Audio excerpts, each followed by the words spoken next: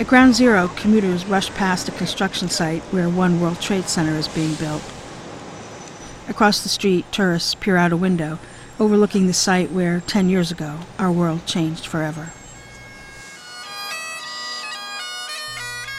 As Americans long to connect with our nation's greatest tragedies, we set out on a trip to visit this country's most wounded places. Summer sunsets bathe Gettysburg in amber. It's the light of Renaissance painters and romantic poets, and it's easy to feel a longing of Civil War widows here.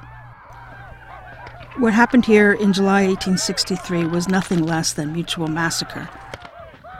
More than 8,000 men died over 3 days, another 15,000 were wounded. What 60-year-old Diablo Montalongo sees at Gettysburg is suffering. Montalongo felt compelled to bicycle 350 miles here just to pay his respects. Here in America, there is only one place where they can feel history, and that place is Gettysburg. Because, they cannot go overseas to Afghanistan, to Iran. They can't do that, so they gotta come to Gettysburg. At the center of the cemetery is a colossal monument marking the approximate place Abraham Lincoln delivered his famous address. Montalongo approaches it reverentially, bows his head, and then, between the sculptures depicting war and peace, places his hand on the heavy granite.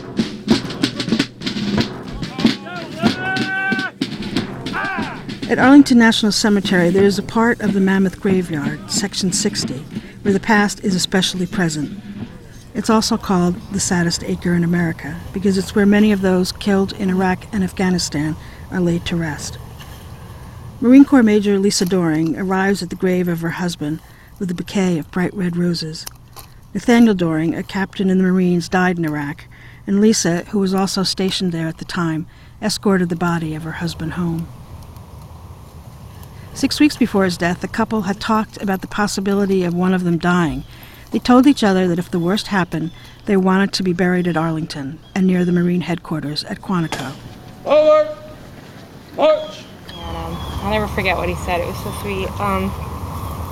He's like, I know we don't live in the Quantico area or anything right now. He's like, but I figure it's kind of the crossroads of the Marine Corps is what we call Quantico. There's Arlington. He's like, and regardless of where I'm buried, I'll always be with you. So I'll never forget that. And so I didn't think a month and a half later he would have actually died, but he did, and I knew right immediately where he was going to go. Oh! Lisa comes to Arlington every week, usually with flowers, just to talk to her husband, sometimes for hours. She reaches out to his headstone as if gently touching his brow, and as she leaves, does the same for several of Nathaniel's friends, now neighbors in death. A fence still brackets a portion of the Oklahoma City Memorial which honors the victims of the 1995 terrorist bombing. The fence was left after construction was finished because people still wanted to leave remembrances. The centerpiece of the memorial is a forest of 168 bronze chairs representing each victim. At one end of a reflecting pool, the time reads 9:01, the moment just before life changed forever. At the other end, the time is frozen at 9:03, the moment right after. Derek Elkins, a Benedictine monk, lingers pensively in front of the smiling photograph of Ashley Megan Eccles. The 4-year-old was accompanying her grandparents to the Social Security office inside the Mirror Building when the bomb was detonated. Even being a monk, it really rocks my faith, but just to see the love and mercy that came from this, it's really, kind of gives me another anchor to hold on to.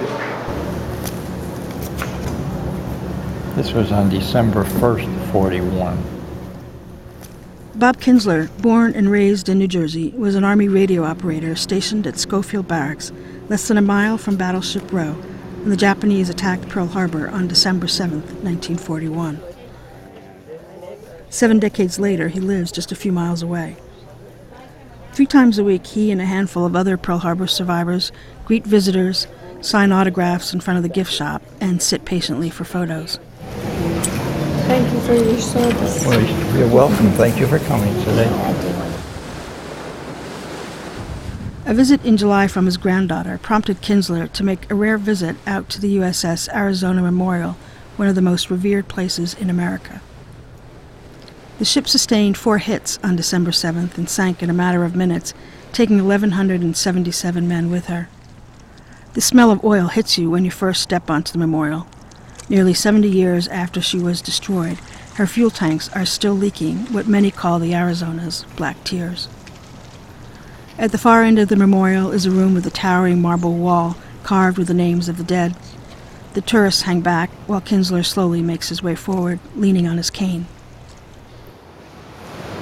Usually come and stand and do a little salute. I can't hold it too long. And that's it. Can I shake your hand? Pardon? From one veteran to another, can I shake your hand? My pleasure. Thank you, sir. You're I welcome. appreciate it. Where are you from? I'm from Virginia. Oh, that's a good state. Yes, sir. I was in the Army. Thank you so much for your service. On the return trip to the mainland, the Navy sailors who run the ferry out to the Arizona let Kinsler exit the boat first. And salute. Thank you again, gentlemen. On December 7th, 1941, the young Army private manned his battle station at a high school football field the entire day, watching the black smoke billow over Battleship Row, a couple of miles away. September 11th, 2001 occurred, and then that brought a comparison between the two, because they were both unexpected. But there were differences. The difference was that the first one was the nation was behind. The second one was just a group of terrorists wanting to kill as many Americans as possible at one time. And then it just proved that history repeats itself.